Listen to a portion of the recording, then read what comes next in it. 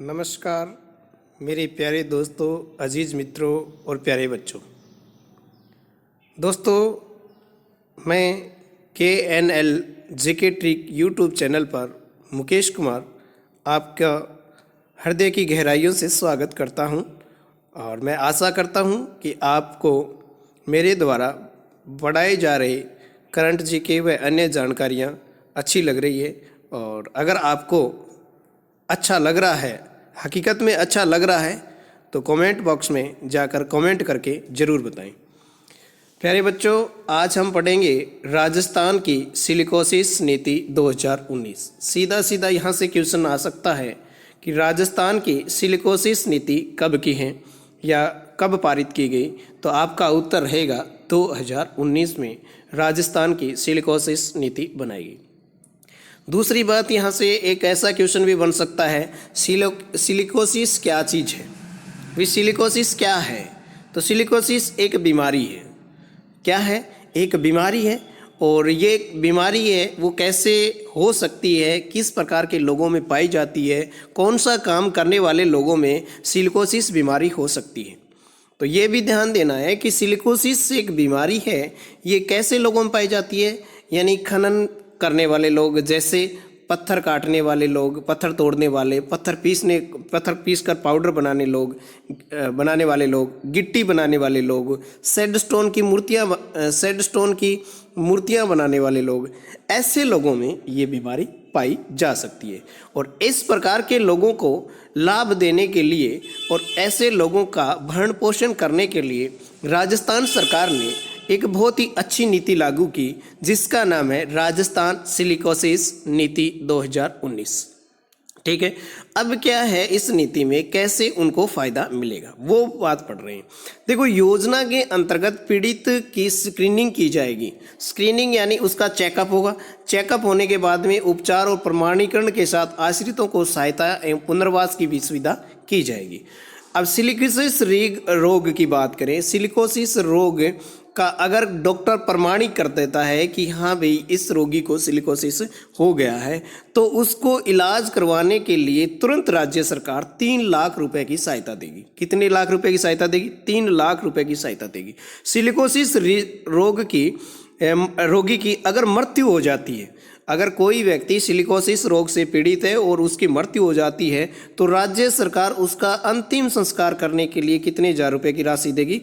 10,000 रुपये की राशि देगी। कितनी की राशि देगी? 10,000 रुपये की राशि देगी। उसके साथ ही उसको क्या दिया जाएगा? 2 लाख रुपए का उसके परिवार को सहायता दी जाएगी। यानी अब यहाँ पे ध्यान देना, एक राशि 3 लाख रुपए की है, एक राशि 10,000 रुपये की है, एक राशि 2,000 रुपये की है। ठीक है, 3 लाख रुपए की राशि तो जब देगी जब डॉक्टर ये प्रमाणित कर देगा कि हाँ भी इस व्यक्ति के सिलिकोसिस बीमारी हो चुकी है, तो उसको इलाज के लिए राज्य सरकार है वो 3 लाख रुपए दे करेगी। अगर कोई भी सिलिकोसिस रोगी है, उसकी अगर मृत्यु हो जाती है, मृत्यु होने पर उसको 10,000 रुपये उसके अंतिम संस्कार के लिए राज्य सरकार देगी। उसके बाद में उसके परिवारजनों को 2 लाख रुपए की राशि देगी। ये राशि का वितरण होता है। अब बात करेंगे पेंशन की कि सिलिकोसिस रोगी को पेंशन कितने रुपए की मिलती है। तो ध्यान देना, अगर कोई व्यक्ति सिलिकोसिस बीमारी से पीड़ित है तो उस व्यक्ति को 1,500 रुपए की पेंशन दी जाती है। कितने रुपए की पेंशन मिलती है? 1,500 रुपए प्रति माह की पेंशन दी जाती है। सिलिकोसिस विधवा पेंशन के अंतर्गत, यानी अब मान लो कोई व्यक्ति सिलिकोसिस है या किसी महिला को सिलिकोसिस है और वो विधवा है, या मान लो सपोज करो कोई व्यक्ति जिसकी मृत्यु हो गई है सिलिकोसिस बीमारी से, या उसकी पत्नी है, तो उसकी अगर आयु की बात करें तो 55 वर्ष की आयु पर 500 रुपये की पेंशन दी जाएगी। 55 वर्ष की आयु पे कितने रुपए की? 500 वर्ष। 55 से लेकर 60 वर्ष की आयु तक 750 रुपये, यानी 55 से लेकर 60 वर्ष की अगर उसकी आयु है तो कितना मिलेगा? 750 रुपये दिया जाएगा। ठीक है, 75 वर्ष से ऊपर की आयु पर 1,500 रुपये प्रति माह दिए जाएगा। तो ये राशि है, ये ध्यान देना, 55 वर्ष की आयु पर 500 रुपये प्रति माह दी जाएगी। 55 वर्ष से 60 वर्ष की आयु पर 750 रुपये प्रति माह दी जाएगी। और 75 वर्ष से अधिक आयु है तो 1,500 रुपये की राशि है वो प्रति माह दी जाएगी। पालनहार योजना के अंतर्गत पीड़ित परिवार के 6 वर्ष की आयु तक के बच्चे को 500 रुपये, यानी जहाँ पर जिसको सिलिकोसिस से बीमारी है या उसके मृत्यु हो गई है तो उसके बच्चे को 6 वर्ष की आयु तक कितने रुपए की राशि दी जाती है? 500 रुपये की प्रतिमाह दी जाएगी। 6 से 18 वर्ष का अगर उसका बच्चा है तो 1000 रुपये प्रतिमाह दिया जाएगा और प्रत्येक बच्चे को 2000 रुपये वार्षिक एक मुश्त भी दी जाएगी। सिलिकोसिस पीड़ित के परिवार की आस्था कार्डधारी परिवार के समान समस्त सुविधाएं दी जाएगी। कौन से कार्ड के अनुसार? आस्था कार्ड के जो लोग होते हैं उनको जो राज्य सरकार और जो सुविधा देती है वो सभी सुविधा इन बच्चों को भी, इन लोगों को भी मिलेगी। नफ्सा आदि का लाभान्वित किया जाएगा। योजना वर्तमान सरकार की योजना के अनुसार अगर सिलिकोसिस नीति 2019 के अनुसार की बात करें तो कार्यकाल में अब तक पुनर्वास के लिए 707 करोड़ रुपए की सहायता दी जा चुकी है और वहीं पेंशन के तौर पर 145.96 करोड़ रुपए की सहायता दी गई है। ठीक है, उसी के बाद में बात करें अगले क्वेश्चन की, तो अगला क्वेश्चन आपकी स्क्रीन पर रहा। ये बहुत ही इंपॉर्टेंट योजना है दोस्तों, ये बहुत ही महत्वपूर्ण योजना है। यहाँ से कोई ना कोई ज़रूर क्वेश्चन फंसेगा आपके, थोड़ा ध्यान देना और ढंग से पढ़ना।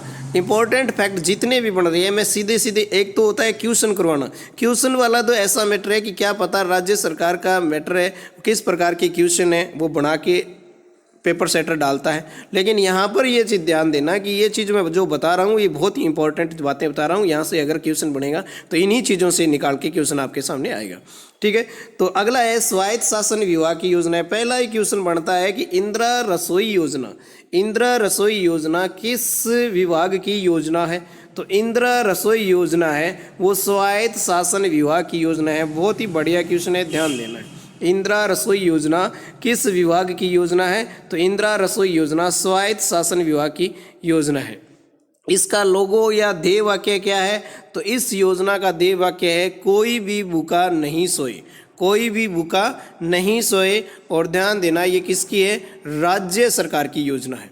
किसकी योजना है? राज्य सरकार की योजना है। ये मुख्यमंत्री साहब अशोक जी गहलोत बैठे हैं, ये इंदिरा रसोई योजना जयपुर में भोजन कर रहे हैं, तो ऐसी आपको ध्यान देना है। ठीक है, उसके बाद में बात करें कि मुख्यमंत्री अशोक गहलोत ने कोई भी भूखा न सोए, ये इसका संकल्प ध्येय वाक्य है, ध्यान देना। कोई भी भूखा न सोए संकल्प के साथ 20 अगस्त 2020 से प्रदेश में 213 नगरीय निकायों पर 358 रसोइयों के माध्यम से इंदिरा गांधी रसोई योजना की शुरुआत की थी, या इंदिरा रसोई योजना की शुरुआत की थी। बहुत ही टॉप क्वेश्चन है। 2020 याद रखना कब शुरू हुई थी? 20 अगस्त 2020 को शुरू हुई थी। 20 अगस्त 2020 को शुरू हुई थी। जब ये शुरू हुई थी उस समय 293 इस समय जब इसको शुरू किया गया था तब क्या हुआ था कि तब इसमें 213 नगरीय निकायों पर शुरू हुई थी। कितने नगरीय निकायों पर शुरू हुई थी? 213 नगरीय निकायों पर शुरू हुई थी। और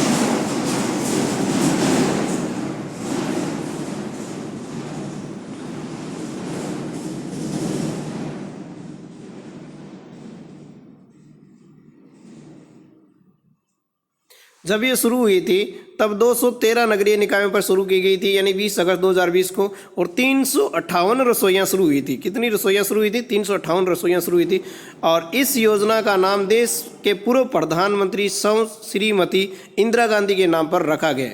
लाभार्थी को 8 रुपये में शुद्ध ताज़ा भोजन एवं पौष्टिक उपलब्ध करवाया जाता है। ध्यान देना, लाभार्थी कितने रुपए की राशि देता है? यानी सीधी सादी बात है, रोटी खाना रहो या खानो खाना रहो, कितने रुपये की राशि देगो?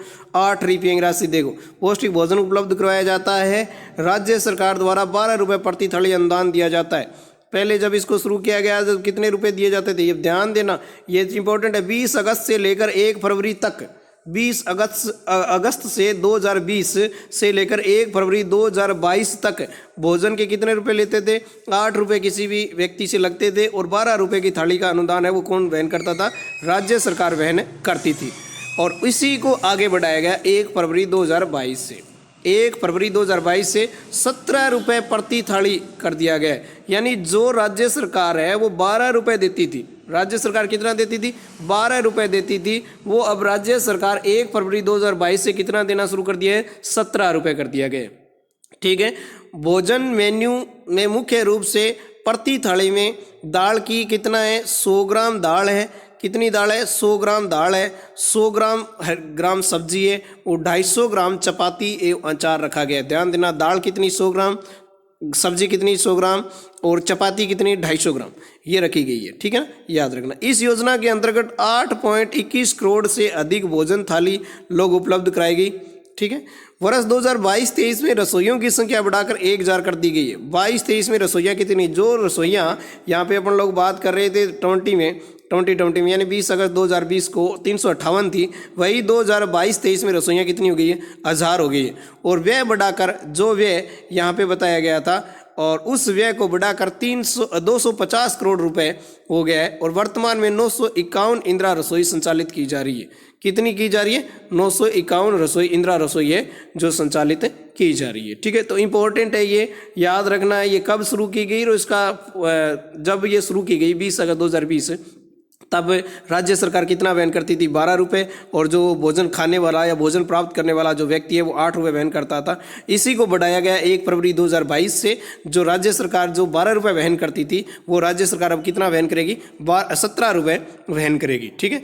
ये औसत मात्रा भी ध्यान देना, 100 ग्राम दाल, 100 ग्राम सब्जी और 250 ग्राम चपाती है। कितनी है, 100 ग्राम दाल, 100 ग्राम सब्जी और 250 ग्राम चपाती है। स्वायत्त शासी विभाग की योजना है, किसके नाम पर है, इंदिरा गांधी पूर्व अपने प्रधानमंत्री जी रहे हैं तो उनके नाम पर है, यानी भारत की आयरन लेडी है, ठीक है। चलो उसके बाद में बात करते हैं अगले क्वेश्चन की। अगला क्वेश्चन आपकी स्क्रीन पर रहा, ये ध्यान देना, उच्च शिक्षा विभाग की योजना है। कौन से विभाग की योजना है, उच्च शिक्षा विभाग की योजना है। और योजना का नाम है देव नारायण छात्रा स्कूटी योजना। योजना क्या नाम है, देव नारायण छात्रा स्कूटी योजना है। योजना का उद्देश्य क्या है, योजना का उद्देश्य रहेगा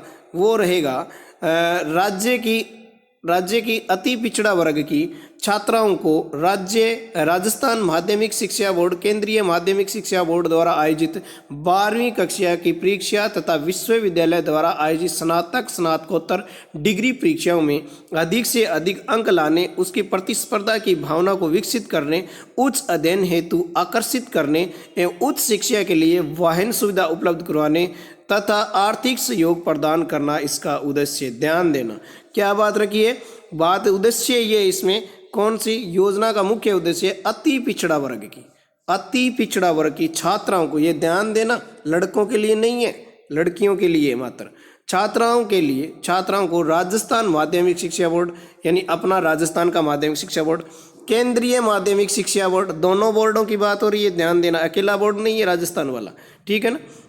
केंद्रीय माध्यमिक शिक्षा बोर्ड द्वारा आयोजित